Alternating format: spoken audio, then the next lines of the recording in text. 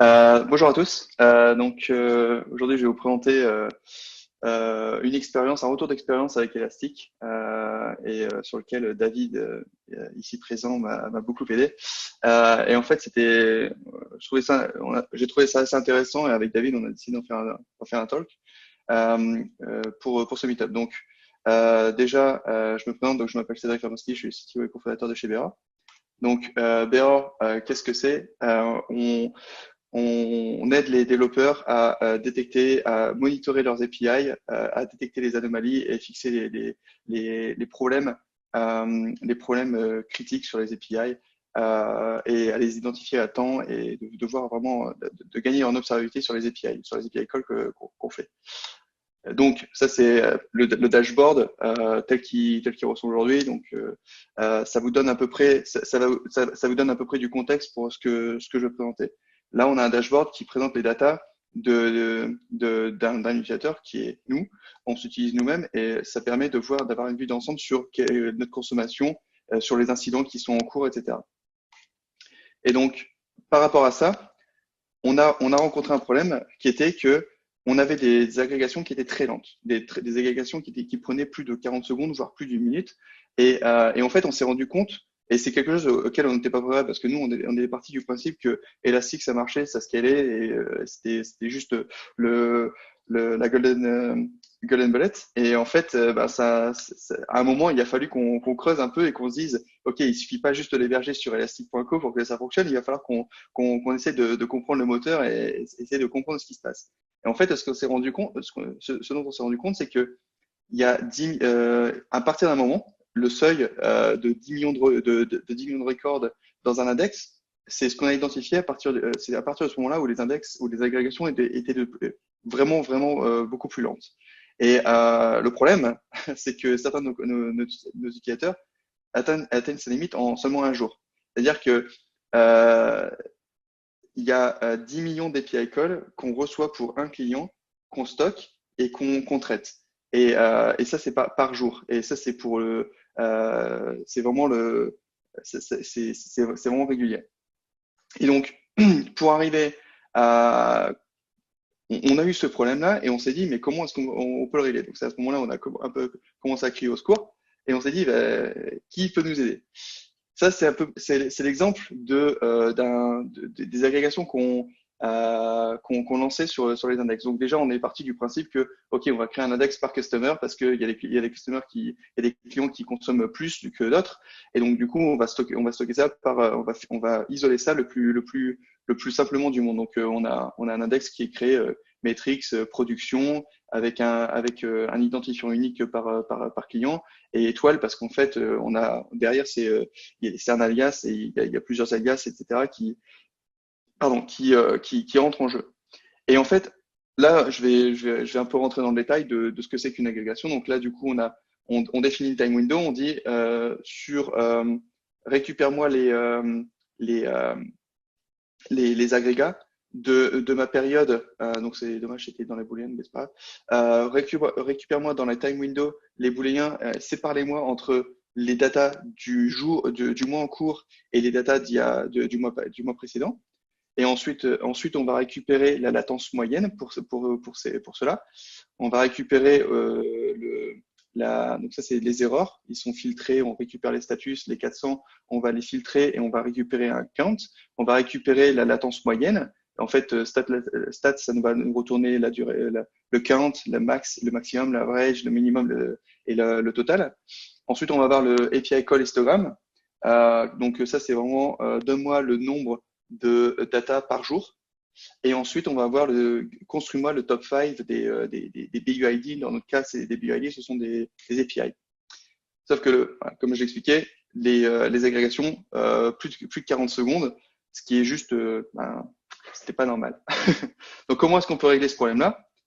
Eh ben, on a chaussé nos lunettes et puis on s'est dit, OK, on va essayer de creuser. Donc, on a essayé plusieurs choses. La première chose, en discutant un peu avec David, on s'est rendu compte qu'il y avait on était sur la version 7.2 et en fait, il y avait un bug dans Elastic qui a été réglé dans l'issue 45 702 d'élastique et qui vraiment avait attrait au date histogramme. Donc on s'est dit parce que ce qu'il faut comprendre, c'est qu'on essayait de lancer des je me souviens plus exactement c'est quoi le préfixe qu'il faut passer, mais avec un profile true, et on essaye c'est ça, hein, Oui, c'est ça. euh, Oui.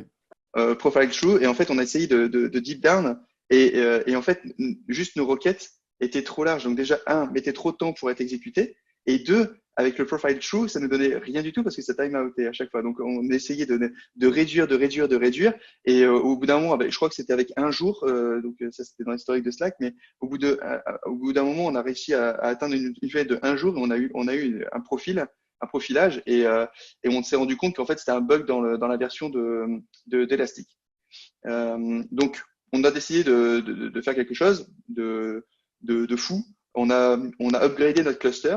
Alors pour le coup, la migration du cluster 7.2 7.6, si vous l'avez pas expérimenté, enfin c'est assez easy peasy, j'ai envie de dire. Ça se passe vraiment. On l'a d'abord expérimenté en staging, ensuite on l'a passé en production. Ça s'est vraiment bien passé, et donc là on s'est dit ok, on va pouvoir faire un test sur un cluster qui est assez gros, la production, voir un peu les résultats. Là on est tombé sur des réponses de 16 secondes. Donc ça c'est plutôt pas mal. On se dit ok, on a résolu le problème. Sauf qu'en fait 16 secondes, c'est juste beaucoup trop. C'est-à-dire que l'utilisateur, il arrive, il load sa page et il doit attendre 16 secondes, et ça va juste pas du tout aller en s'améliorant. Donc, on a essayé une autre chose. On s'est dit, on va utiliser les rollups. Les rollups, c'est quelque chose qui a été lancé en 2018, et en fait, donc c'est documenté, c'est expérimental aujourd'hui, mais je pense que c'est assez safe de l'utiliser. De toute façon, on n'avait pas beaucoup de choix. Et, et on s'est dit, on va l'utiliser. Pourquoi les rollups?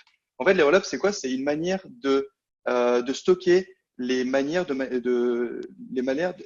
datas de manière moins granulaire, mais de les stocker de manière à ce que ce soit pour du long term storage.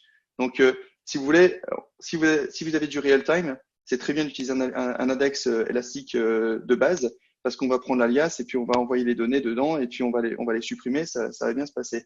À un moment donné, si vous avez besoin de beaucoup d'historique, vous allez dire, OK, je vais essayer de compresser les datas au maximum. Je vais prendre les appels, je vais dire, j'ai 5 appels, je vais récupérer l'average, le count, etc. Je vais stocker des valeurs, mais je vais stocker qu'un seul record sur les 5 ou sur les 50 ou sur les 10 millions. Donc, ça compresse énormément les datas. Donc, c'est très bien, c'est ce qu'on a essayé de faire parce que ça s'adaptait vraiment très bien à notre use case. Comme vous avez pu voir sur le graphe au tout début, on a des historiques sur 60 jours, etc. Donc, on n'a pas besoin de garder les datas de manière précise, mais d'avoir une idée d'avoir une idée de manière moins granulaire. Alors, je vois que j'ai un mot. Non, c'est moi, t'inquiète pas. Ah, d'accord, ok. Donc, pour utiliser les rollups, c'est assez facile. On va dans Create Rollup Job, dans Kibana, Management Rollup Jobs, et là, on va créer un rollup. Donc, nous, notre rollup, il ressemble à ça. On spécifie un index de base. Donc là, c'est l'index qu'on avait tout à l'heure. On va spécifier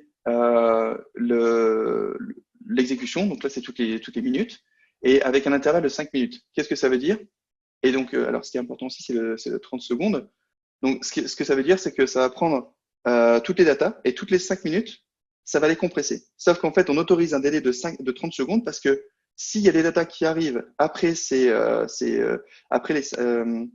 on fait 0 secondes, par exemple, on va avoir 5 minutes, et s'il y a des datas qui arrivent après, elles vont pas être comprises dans le roll-up. Donc, on préfère avoir un safety net, et on va se dire 30 secondes, on attend 30 secondes que les datas arrivent, et on les compresse à ce moment-là. Là, c'est figé, on n'y touche plus. Donc ici, on va avoir nos attributs, nos termes. Donc le statut. Statut, c'est 200, 202, 201, 404, etc. Le BUID qui représente chez nous une API, un identifiant unique d'une API, un bearer UID. On a un environnement ID qui correspond à un environnement, développement, production, etc. Et un organization ID qui correspond à un client. Ensuite, les métriques qu'on va demander à compresser, ça va être la duration. Et on va avoir un average, le max, le min, le sum et le value count. Donc, en gros, je pense que c'est à peu près tout ce que l'API de Rollup autorise. Ce qui est intéressant, c'est de regarder ici.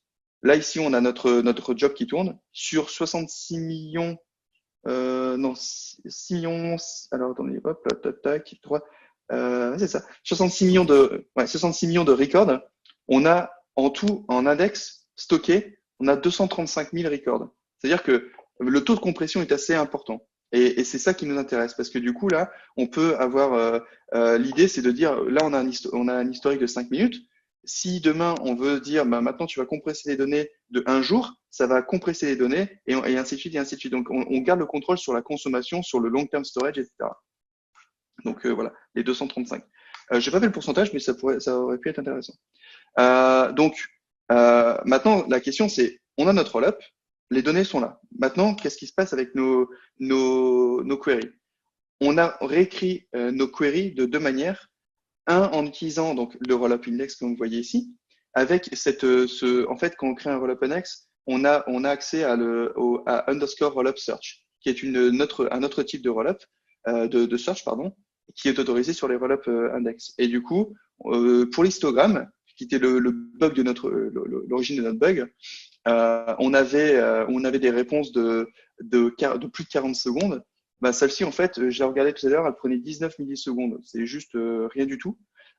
Et en fait, donc là, il n'y a pas grand-chose à expliquer, si ce n'est que on a un roll-up index de 5 minutes, mais on fixe un intervalle de 1 jour. Ça veut dire que même si nos données sont compressées en 5 minutes, on va pouvoir on va grouper toutes les 5 minutes en 1 jour et avoir des données par jour. Mais demain, si on veut les compresser sur 1 jour, ben, ça pourrait être aussi intéressant de faire sur 1 jour. Et sur une semaine, sur un mois, sur une année, etc. Ensuite, extended bounds, ça permet de retourner des valeurs à zéro si elles n'existent pas. Donc là, vraiment, on part du min, on part du max et on remplit les trous. Donc j'ai trouvé cette option-là assez intéressante parce que je me souviens de mes premiers jours en tant que développeur, j'aurais dû moi-même implémenter cet algorithme-là moi-même. J'aurais été content d'avoir ce genre de truc. Ensuite, la deuxième, c'est là où on va tweaker un peu la query, le rollup, parce que le rollup, en fait, il permet pas de faire des range aggregation. Et donc là, on va hacker un petit peu le rollup. On va toujours l'utiliser parce qu'on a beaucoup moins de data, donc du coup, on va pouvoir gagner en efficacité en termes de temps de réponse. Par contre, mais ça reste un search normal. Ça reste un search. Donc là, on va spécifier donc les ranges. Donc encore une fois, le current month et last month. L'idée, c'est vraiment de comparer des valeurs en disant la valeur le mois passé c'était 100 000, la valeur ce mois-ci c'est 200 000. Il y a une augmentation du trafic. C'est vraiment donc on spécifie ça dans des buckets et c'est ça que ça sert les ranges. Ensuite, on va voir l'agrégation sur les statuts. Et là, en fait, il y a quelque chose qu'il faut comprendre avec le rollup search, c'est que le doc count n'existe plus comme un search normal parce que le doc count ne correspond plus au nombre de documents stockés, mais il correspond au nombre de documents rollupés, si je puis dire. Et donc, en fait, on va utiliser un hack qui va récupérer la somme de toutes les valeurs qui sont en value count dans la valeur. Ce qui fait que ça va nous retourner toutes les valeurs, un count de tous les API calls globaux, et pour lequel on a un 400, pour lequel le status code est supérieur à 400. Ensuite, on va voir la latence. La latence, ça c'est encore un hack, on va faire un sum de toutes les durations qu'on a. Et ensuite, nous, on va le diviser par le nombre total de requêtes qu'on a finalement. Donc, c'est un hack, mais ça marche. Et du coup, ça nous permet de récupérer le résultat qu'on veut de manière efficace et rapide. Donc, nous,